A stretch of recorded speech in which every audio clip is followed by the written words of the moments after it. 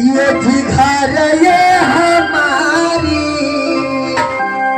बाबू हो पैसा जरा में बेटी ताला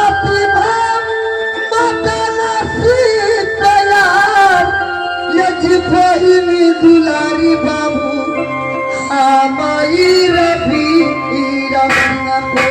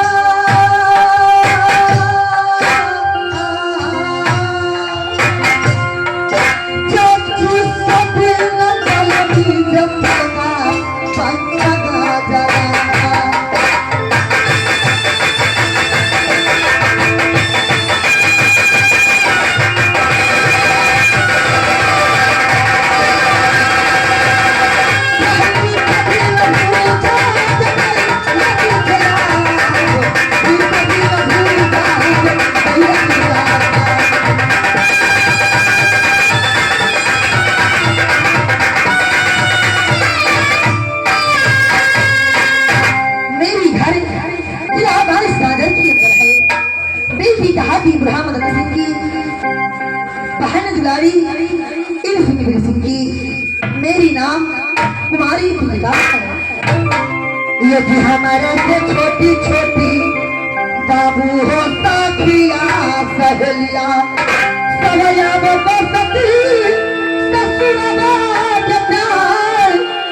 घरिया गोद में ले दिलाई का खिला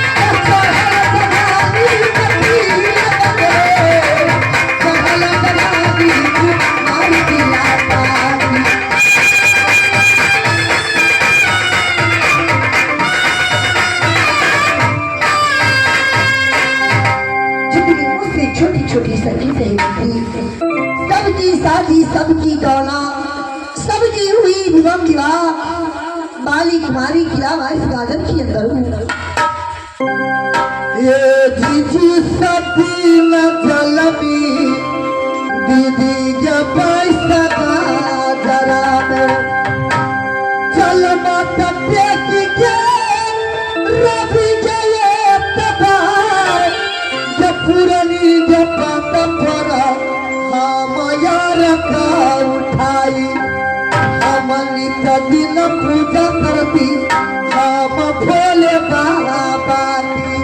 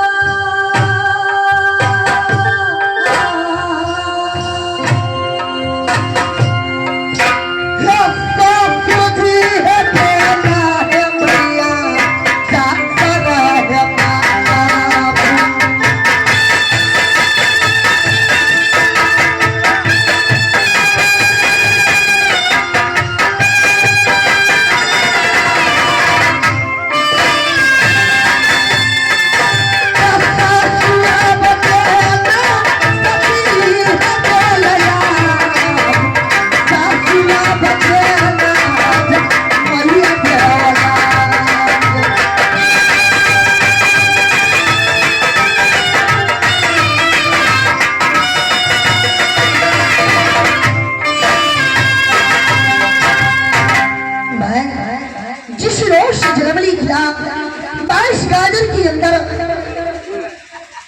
जब घर चाहिए तो खिला महुआ के अंदर ससुर जी चाहिए खिला महुआ के अंदर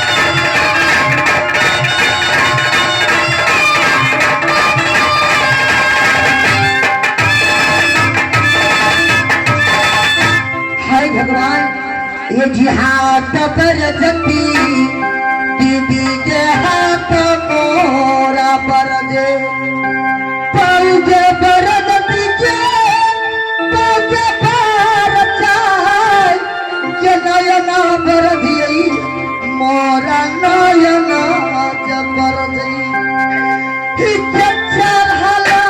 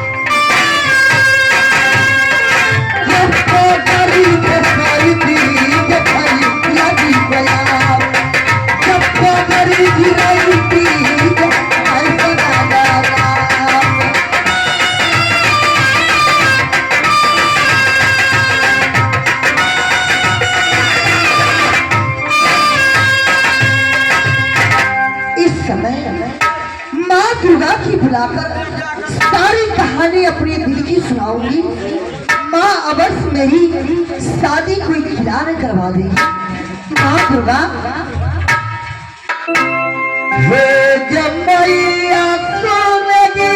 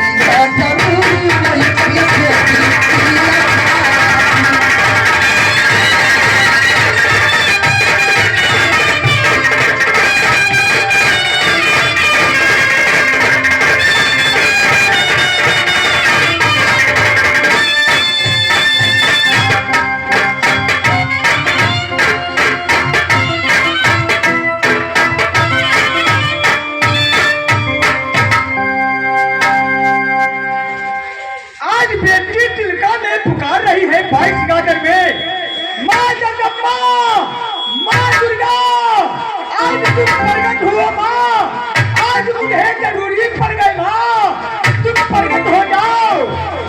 मैं क्या सोचूं, मैं जन्म की पुजारी बेटी तिलका है, मैं जा रही हूँ सातों महान दुर्गा, क्या जरूरी पड़ गई बेटी तिलका की, है दुर्गा हे राजा निहार से खबर आया के सातों बहिनी दिया हम लहका तो जा दिया पैसा काजर में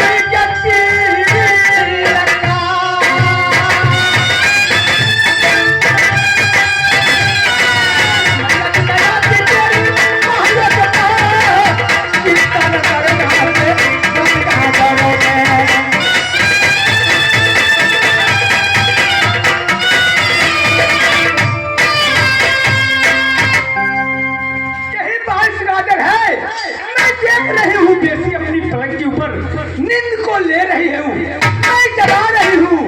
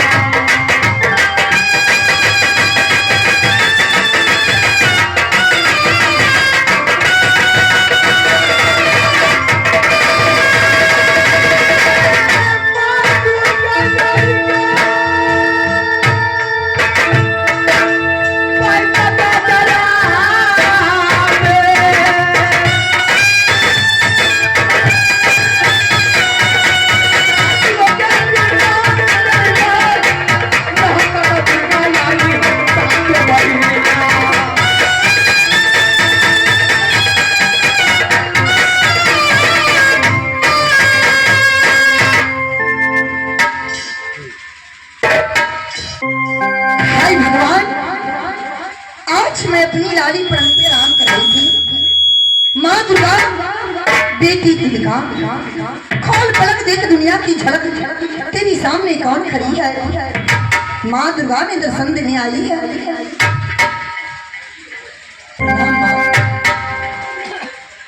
बेटी तिलका जुग जुग जिया तेरे उम्र लाख बरिस, जैसे निर्भय गंगा की वैसे उम्र बढ़ती है बेटी। माँ दुर्गा के किस लिए तुम पुकार रहे हो बेटी, तुम कहकर जाओ आज प्रकट है माँ जगदम्बा। माँ जब तक तुम वचन ना करोगी मैं कुछ नहीं कहूंगी। माँ देखो बेटी, भुवन के रहने वाली हो 22 गाजर की, मैं आज मनिहर की देवी हूँ। हमें तुम्हें में कौन चीज का बचन है बेटी, तुम कहकर सुनाओ, मैं पूरा करने वाली माँ जगदम्बा है।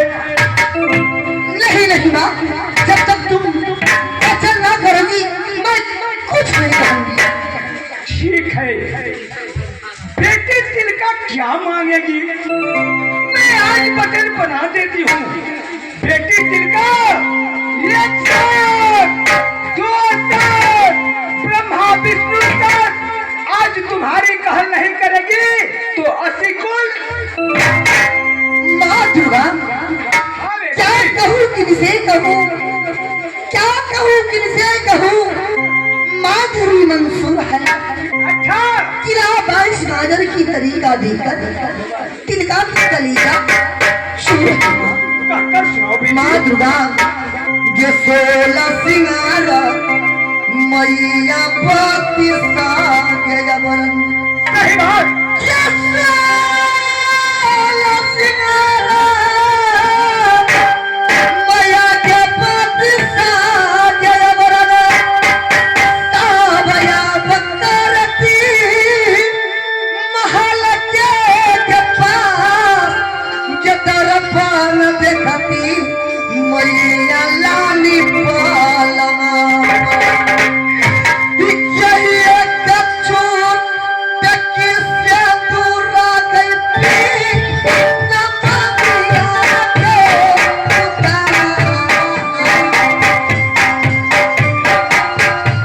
मंगिया उदासी मैया के बेटी की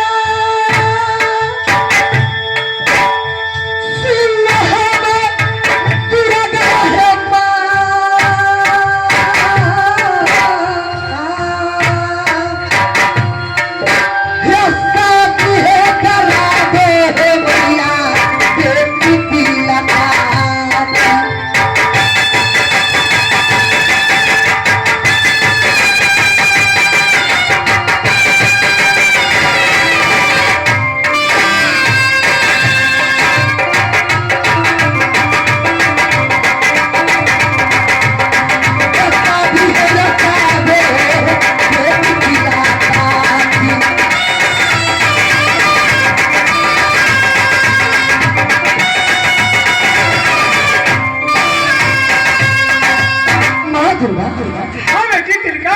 तुम मेरी शादी करा दो माँ। देखो बेटी, माँ तुम आज बच्चे बना की तुम शादी तुम ब्याह माँ दुर्गा अब चढ़लो जवानी के मैया पैसा गाजर में आई जखन लगिया छोरा लाए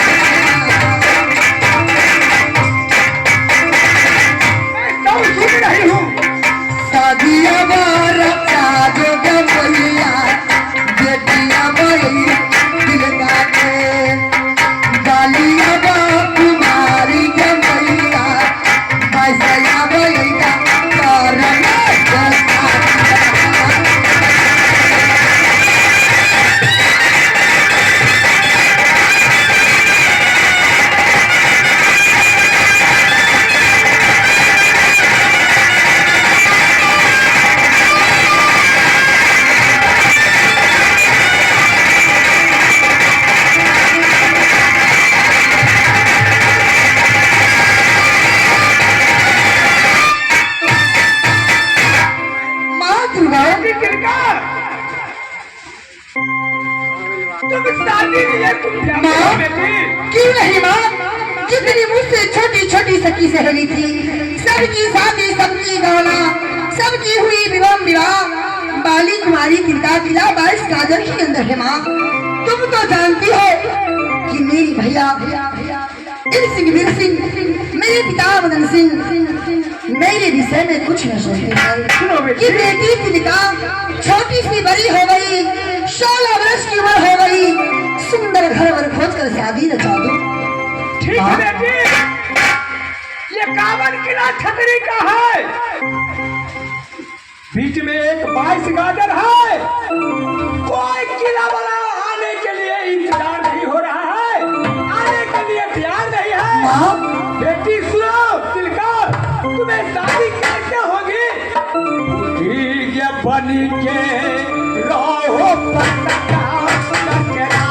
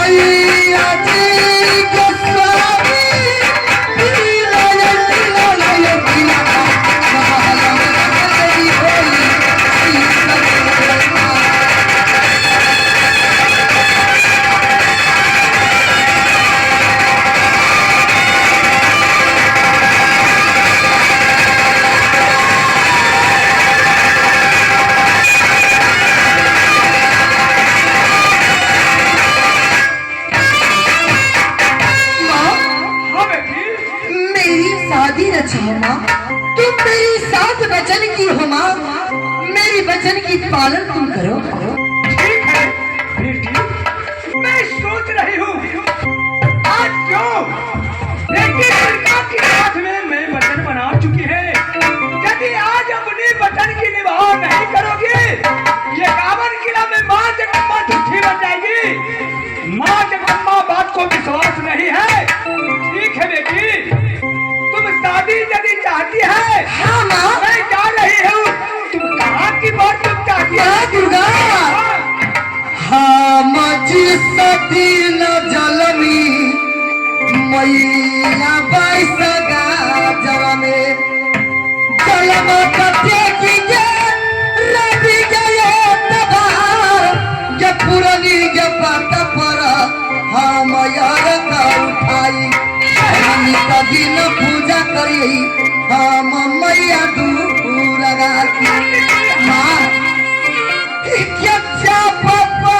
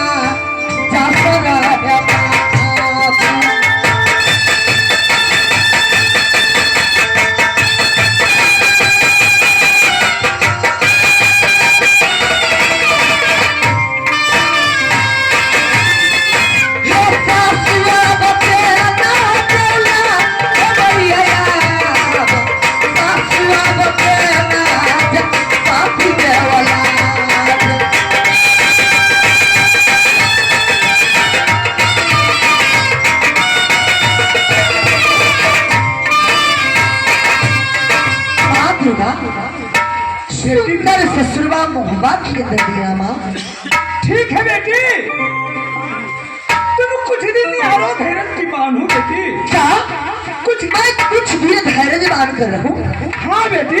तुम मेरी शादी रचा दोगी? हाँ बेटी मैं जरूर। माँ दुर्गा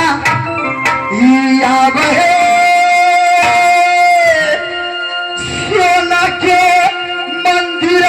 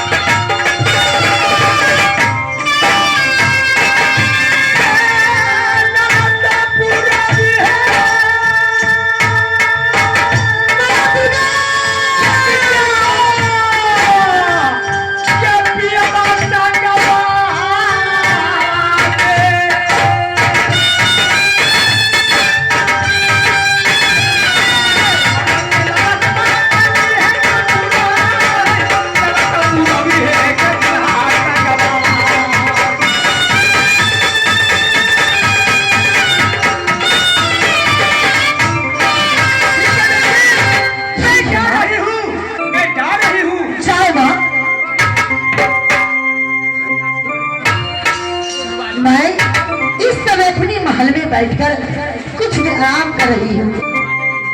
जब छोटे या